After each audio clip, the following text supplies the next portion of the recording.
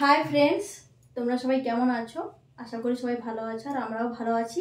আর আমি অনেক দিন থেকে একে বলছিলাম ব্লগে আসার জন্য, আসেনি। আজকে জোর করে ওকে নিয়েছি, চলো আমার সাথে ব্লগে আসবে আর একটু তোমাদের সাথে গল্প আড্ডা, তাই জন্য ব্লগে আসা, আর কিছু না। নতুন কিছু টপিক কিছু দেখানোরও নেই, বাট কিছু কথা আছে যেগুলো তোমাদের সাথে শেয়ার করতে হবে। আর তার আগে থ্যাঙ্কস টু অল, আমার 100 জন সাবস্ক্রাইবার কমপ্লিট হয়েছে, যার জন্য আমি আগেও বলেছি এখনও বলছি। হ্যাঁ, আমার কাছে 100 জন অনেক বিশাল ব্যাপার, কারণ 100 জন আমাকে পছন্দ করে যে আমার চ্যানেলে এসছে, সেটাই আমার কাছে অনেক। কারণ আমি কোনো এমন কিছু বিশাল সেলিব্রিটিও নয় যে আমাকে সবাই প্রথমেই চ্যানেল খোলার সঙ্গে সঙ্গে সবাই আমার চ্যানেলটা সাবস্ক্রাইব করে নেবে, সেটা তো নয়। আর কি বলতো, আমি খুব একটা যে কন্টিনিউয়াস রেগুলার ভিডিও দিচ্ছি বা খুব ভালো কন্টেন্ট করছি বা ভিডিও বানানোর জন্য যে আমি খুব সময় দিচ্ছি, তাও নয়। আমি এক্সপেকটেশনও বেশি করছি না, কারণ আমি ওই এক্সপেকটেশন করার মতো আমি সময়টাও দিচ্ছি না যে একটা ভিডিও করার পেছনে যথেষ্ট সময় দিতে হয়, বাট আমি সময়টা দিইনি।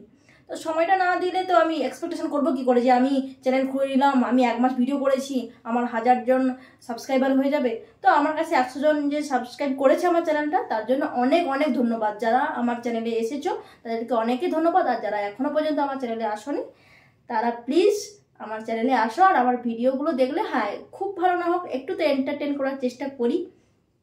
তো আমি তো সব সময় বলেছি আর এখনো বলছি, কারণ আমি একটা কাজের মধ্যে যুক্ত আছি, যেহেতু আমাকে ডিউটি যেতে হয়, সেই জন্য আমি টাইম দিতে পারি না। তবুও আমার ইচ্ছা যে একটা চ্যানেল খুলে রাখি, ভবিষ্যতের জন্য কোনোদিন যদি আমি এটাকে সময় দিতে পারি, তবে এটা নিয়ে কিছু ভাবনা চিন্তা, সেটা আমি পরের কথা। বাট একটু সময় টাইম পাস বলতে কি বলতো, এখন আমরা ফোনে তো আমরা এমনিতেই টাইম পাস করি, তো ওই টাইমটা আমি তোমাদের সাথে যদি আমি ওই টাইমটা দিই, তো ওই টাইমটা দিতেও আমার খুব ভালো লাগে। তো আমি ইউটিউবেও ভিডিও দিই, ইনস্টাগ্রাম, ফেসবুক এতেও ভিডিও দিই। তো কন্টিনিউ আমার ভিডিওটা আসছে না, একটু গ্যাপ হয়ে যাচ্ছে, যে ডিউটিতে সকালে যাচ্ছি, যেতে যেতে বাসে যেতে একটা ভিডিও ছেড়ে দিচ্ছি, বা ডিউটি থেকে এসে আমাকে তো ডিউটিতে শুধু ডিউটির কাজও নয়, রুমের কাজগুলোও আমাকে সামলাতে হয়।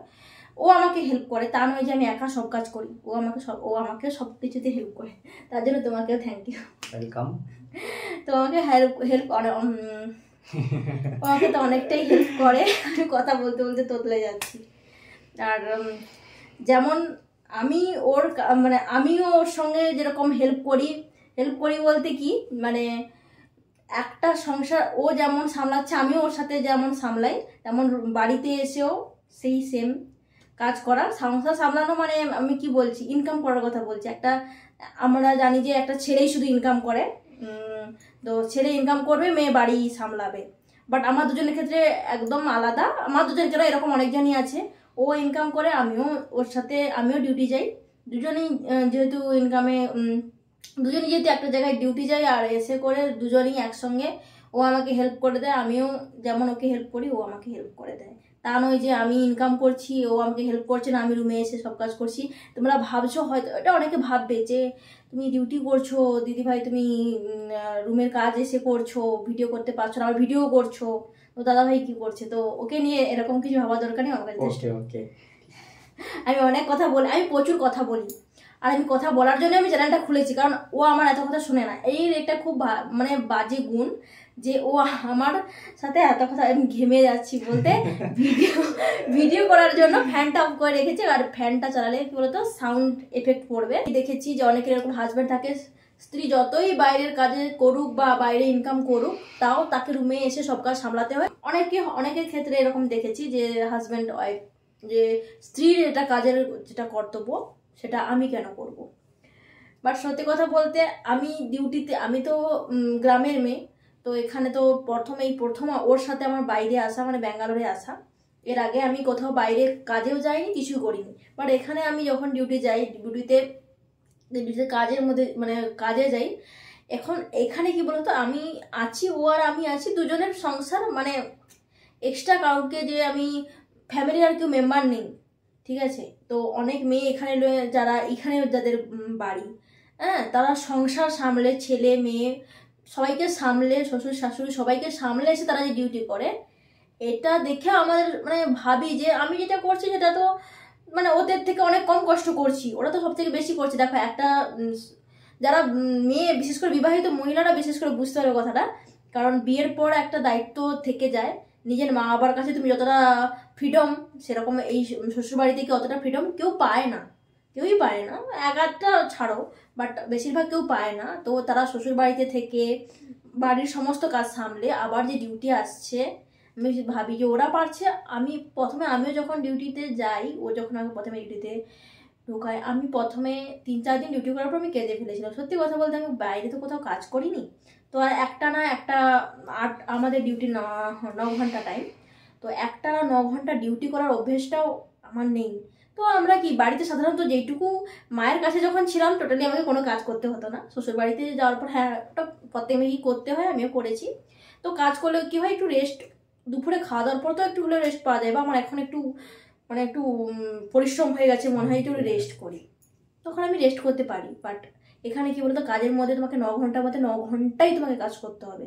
আর লাঞ্চ ব্রেক যেটা থাকে ওটা আলাদা কথা, ওটা ছাড়ো। বাট যেই সময়টা তোমাকে দেবে ওই সময়টুকু তোমাকে উইথাউট রেস্ট তোমাকে কাজ করতে হবে। তো প্রথমে তো আমি খেতে ফেলেছিলাম যে প্রচুর কষ্ট হচ্ছে। ও আমাকে বললো যে তোমার যখন কষ্ট হচ্ছে তোমাকে ডিউটি যেতে হবে না। আমি বললাম না, আমি যাবো। আমার প্রচুর জেদ, যে কোনো কাজে প্রচুর জেদ। ও আমাকে প্রথমে বলেছিল যে চ্যানেল খুলছো, চ্যানেলটা কন্টিনিউ করতে পারবে তো? তো আমি বললাম হ্যাঁ আমি পারবো। আমার চোখ দিয়ে জল।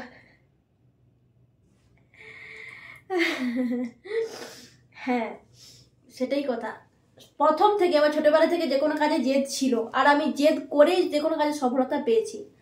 কারণ প্রথমে আমি যখন স্কুল লাইফেও ছিলাম, তোমরা ভাবছো আমি এত ভাত ভুগছি, হোক, আমি যখন কথাগুলো বের করেছি মনে হয় যে সব কথা শেয়ার করা দরকার। আমাদের সম্পর্কে তো এই যে এরা ভিডিও করছে, তোমরা হয়তো দেখছো যে এরা ভিডিও করছে, এদের সম্পর্কে কিছু তো জানতে ইচ্ছে করে, তাই আমি তোমাদের সাথে শেয়ার করছি। আমি যখন স্কুল লাইফে ছিলাম, খুব একটা আমি ভালো স্টুডেন্ট ছিলাম তা নয়, একদমই ভালো স্টুডেন্ট ছিলাম না, যাকে বলে মিডিয়াম স্টুডেন্ট যাকে বলে ওইরকমই ছিলাম। তো আমার মা বাবার এক্সপেকটেশন ছিল কি যে প্রত্যেকটা এখনকার সময়ে 75% মার্ক পাওয়াটা খুব ইজি, বাট আমি যে সময়ে বোর্ড এক্সাম দিয়েছিলাম ওই সময় 75%টা পাওয়াও খুব টাফ ছিল।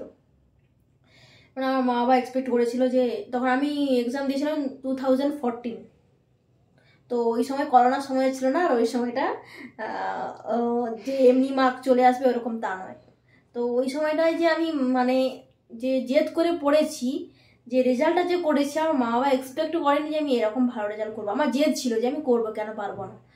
তো সেই কারণে এখনো কাজের ক্ষেত্রেও আমি প্রথমে কষ্ট হচ্ছিল। ও বলছিল আমাকে বন্ধ করে দিতে, বাট আমি বলে না, আমি কেন পারবো না। সেরকমই ইউটিউব ভিডিওর ক্ষেত্রেও এরকমই আমাকে বলছিল যে তুমি দুটো কাজ একসঙ্গে পারবে না। ইউটিউব করা মানে তোমাকে কন্টিনিউয়াস তোমাকে একটা ভিডিও ছাড়তে হবে। আমি চেষ্টা করি লং ভিডিও না হলেও শর্ট ভিডিওতে ছাড়ার চেষ্টা করি, যতটুকু এন্টারটেন করার তো চেষ্টা করি, ভিডিও তো ছাড়তেই থাকি, লং না হলে শর্ট যে কোনো একটা ভিডিও ছাড়ি। তো একদিন আমি আশা করছি, বাট তোমাদের আশীর্বাদেও আমি বললাম আজকের দিনে কথাটা, যে আমিও একদিন ওই সফলতায় পৌঁছতে পারবো। কারণ তোমরা যদি আমাকে সাপোর্ট করো, আমার ওটা তো খুব ইজি হয়ে যাবে। তোমরা না সাপোর্ট করলে কোনো কিছু হবে না, যতই আমি জেদ করি যাই করি না কেন, তোমরা হেল্প করলে আমি একদিন সফল হব। আর সেদিনে এই ভিডিও ক্লিপটাই আমি দেবো, যে এই কথাটা আমি তোমাদেরকে বলেছিলাম। জেদ নয়, মানুষ যদি ইচ্ছে দিয়ে কোনো কাজ করে, যে ধৈর্যের সাথে, শুধু ইচ্ছে থাকলেও হয় না, ধৈর্য দিয়ে যদি কোনো কাজ করে একদিন না একদিন সফল হবে, সেটা সবাই জানে। তো আমিও এটাই বিশ্বাস করে আমি ইউটিউবটা ক্যারি করছি। বাট দুঃখের বিষয় এটাই যে আমি সময় দিতে পারছি না। এই যে সময়টা দিচ্ছি, ও আর আমাকে হেল্প করে দিয়েছে। আমি রান্না কমপ্লিট করে এসে একটু ফ্যানে বসেছিলাম, তারপরে এখন ফ্যান অন করে তো ভিডিও করা যাবে না, তাই ফ্যানটা অফ করে ভিডিওটা করলাম। তোমাদের সাথে একটু গল্প করলাম, বা আমার নিজের সম্পর্কে যে কথাগুলো সবার সাথে, বিশেষ করে বাড়ির লোকের সাথে তো তারা আমাদের সম্পর্কে সব কিছুই জানে, তাও ইচ্ছে করে আমাদের কষ্টগুলো কারোর সাথে একটু শেয়ার করব, তাই তোমাদের সাথে শেয়ার করে দিলাম। তো ভিডিওটা এন্ড করার আগে সমস্ত বন্ধুদের কাছে একটাই কোশ্চেন, যে প্রথম ভিডিওটা করতে গেলে কেমন লাগে? বাইরে লজ্জা লাগে না? হ্যাঁ আমারও লাগে, তাই আমি ভিডিওতে খুব কম আসি। হ্যাঁ লজ্জাবোধটা কাটবে এখন। হ্যাঁ আমি যেরকম ক্যামেরা আমার সামনে নিয়ে চলে এলে আমি কথা বলে নেব, বাট ও সেটা পারে না। কি বলতো, কথা বলাটা তোমরাও চেষ্টা করো, যে যারা করো না ভিডিও, একদমই ভিডিও করো না, যারা ভিডিও করো তাদের ক্ষেত্রে বলছি না, যারা একদমই ভিডিও করো না, দেখবে যারা প্রথম করছে, হ্যাঁ যারা প্রথম করছে ক্যামেরার সামনে যেমন আমি ক্যামেরার সামনে কথা বলতে অকওয়ার্ড ফিল করে, কি বলতো মানে একটা ক্যামেরার সামনে কি বলবো, হাই ফ্রেন্ডস, হ্যালো, যখন আস্তে আস্তে হ্যাবিট হয়ে যাবে, হ্যাবিট হয়ে আমি কিভাবে কথা বলি তোমাদেরকে এটা মানে বলছি, আমি কিভাবে এত কথা বলতে পারছি। আমার এটা মনে হয় যে আমি আমার সামনে যে দাঁড়িয়ে আছে বা আমার ক্যামেরা যে আছে ওইখানে আমার একটা ফ্রেন্ডস আছে, বা একটা নয় আমার অনেকগুলো বন্ধু আছে, তাদের সাথে আমি কথা বলছি। আর আমি তো বন্ধুদের সাথে আড্ডা গল্প করতে খুব পছন্দ করি, আর তাই জন্য আমি তোমাদের সামনে এতগুলো কথা বলে ফেলছি। আর একে আমি বলি আসতে বলতে কি বলতো, এই ক্যামেরাতে খুব একটা আসে না, কারণ মানে কথাটা খুব একটা মানে বলতে কি খুব একটা কিন্তু বোধ করে, তো অকার্ড ফিল করে। তো ওকে আমি বললাম যে চলো আজকে তুমি আমার সাথে ভিডিও করবে, তোমারও যে ক্যামেরার সামনে দাঁড়িয়ে যে লজ্জাবোধটা কাটবে, আমার সাথে তুমি যখন দুটো একটা কথা বলবে তখন তোমার লজ্জাবোধটা কাটবে। সবাইকে বলছি, সবাই চেষ্টা করো। হ্যাঁ, চেষ্টা করো একদিন যে কোনো কাজে, শুধু ইউটিউব ভিডিও বলে তা নয়, যে লাইনে আছো, কেউ এডুকেশনের লাইনে আছো, কেউ হয়তো চাইছো যে আমি টিচার, যে কোনো যার যেটা হবি, তো চেষ্টা চালিয়ে গেলে না একদিন সফল হবেই। আমি তো এটা বিশ্বাস করি। আজকে আমি যেখানে কাজ করতে পারতাম না, আমি কেঁদে ফেলছিলাম, সেই জায়গায় আমি আজকে দেড় বছর হয়ে গেল না, হ্যাঁ আমার 1.5 বছর হয়ে গেল আমি ওখানে কন্টিনিউ ডিউটি করছি। এমনকি এখন আমি টোটালি আমার একটা ছুটি হয় না, মানে আমার উইক অফ থাকে, মানে সপ্তাহে একদিন হয়তো তো আমাদের কম্পালসারি ছুটি থাকে, তা বাদেও আমি একটা লিভ মারি না। এটাই হচ্ছে মেন কথা। আমার ডিউটিতে ভালো লাগে, মানে কি কাজের জায়গাটাকে আমি ভালোবেসে ফেলেছি, যে ওখানে সবার সাথে একটা মানে আমি যেরকম স্কুল লাইফটাতে যেমন সবার সাথে গল্প আড্ডা, সেই লাইফটাই মানে ফিরে পেয়ে গেছি। তো খুব ভালো লাগছে। বিয়ের পরে কিছু যখন আমি বাড়িতে ছিলাম তখন কি বলতো, কেউ যখন পড়াশোনা করতে করতে বাইরে, তখন আমি গ্র্যাজুয়েশন করেছি, তারপরে 23 বছর পর্যন্ত আমি এতটা ফ্রিডম পেয়েছি, সবার সাথে মেশা আড্ডা। আমি অল্প বয়সে বিয়ে করিনি যে 16-17 বছর বয়সে বিয়ে করে নিয়েছে, যে বাইরে যে সবার সাথে মেশা আড্ডা, মানে কলেজ লাইফের যে আনন্দ সেটা আমি পেয়ে গেছি না। যখন আমি সংসার লাইফে ঢুকি তখন আমার একটু কষ্ট হয়েছিল, একটু নয় অনেকটাই কষ্ট হয়েছিল, যে আর ও বাইরে ছিল তখন, আমাকে নিয়ে এসছে, আমি 9 মাস ছিলাম বাড়িতে, মানে আমার শ্বশুর বাড়িতে ছিলাম, তো শ্বশুর বাড়িতে থাকার পরও আমাকে নিয়ে এসছে।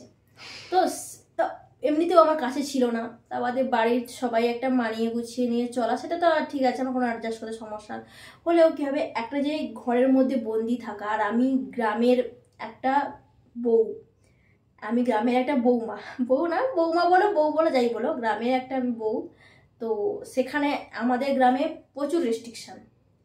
এখন এখানে কি যতটা ফ্রিডম, তো ওই ফ্রিডমটা আমার ছিল না। তো তখন আমার একটা মনের মধ্যে ছিল যে লাইফটা আমার, ওই লাইফটা আমি খুব মিস করছিলাম, যে লাইফটা আমি পেরিয়ে এসেছি কলেজ লাইফটা, ওই লাইফটা আমি খুব মিস করছিলাম, যে ওই লাইফটা যদি আবার আসতো। তো এখন কাজে ঢোকার পরে এখন সবার সাথে ফ্রেন্ডশিপ বন্ধুত্ব, এখন কাজ করাটাই কষ্ট মনে হচ্ছে না, যে না এখন সবার সাথে বন্ধুত্ব, যে একদিন না গেলে মনে হচ্ছে যেন আমি অনেকদিন ডিউটি যাইনি। তো এই ভালো লাগাটা আমার মধ্যে চলে এসেছে। যেমন ভিডিওতে এখনও একটা ভিডিও, একদিন যদি ভিডিও না ছাড়ি তো আজকে কিছু একটা কাজ আমার পেন্ডিং থেকে গেল, এরকম মনে হয় যে আজকে কিছু একটা কাজ হয়নি, অসম্পূর্ণ থেকে গেল, নিজের প্রতি খারাপ লাগে। তো ভিডিও ছাড়তেই হবে, যতই যাই হোক না কেন ভিডিও ছাড়তে হবে।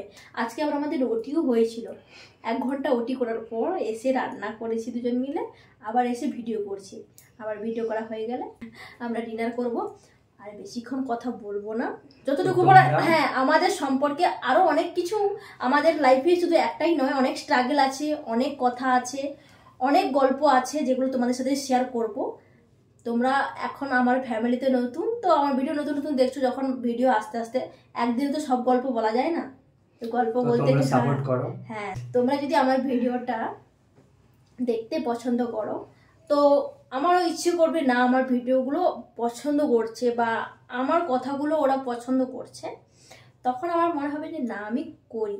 আর যখন দেখবো যে তোমাদের কাছ থেকে কোনো ফিডব্যাক আসছে না বা আমার ভিডিওটা তোমরা লাইক করছো না, তখন একটা কনফিডেন্স লেভেলটা কমে যায় না। তো তোমাদের সাপোর্ট ছাড়া কোনো কিছুই সম্ভব নয়, তোমরা সাপোর্ট করো। আর আমি যতই কষ্ট হোক না কেন, কথা দিচ্ছি আমার যতই কষ্ট হোক না কেন আমি ভিডিও ছাড়তে থাকবো। লং ভিডিওটা ডেলি হয়তো ছাড়তে পারবো না, কারণ একটা কাজের মধ্যে আছি, তো লং ভিডিও ছাড়াটা খুব কষ্টের ব্যাপার, কারণ লং ভিডিও শ্যুট করা, বাতাস দিচ্ছে, লং ভিডিও শ্যুট করা, তারপরে এডিট করে, তোমরা জানো সবাই এখন ইউটিউব সম্পর্কে ধারণা সবার হয়ে গেছে, তো এটা সময় লাগে, আর শর্ট ভিডিও হলে কি 30 সেকেন্ডের কি 60 সেকেন্ডের একটা ভিডিও, তো যেটা আপলোড করতে কম সময় লাগে আর এডিট করতে কম সময় লাগে। সবাই সাপোর্ট করবে, তোমরা সবাই সাপোর্ট করবে, আমার চ্যানেলটা সাবস্ক্রাইব করে দেবে।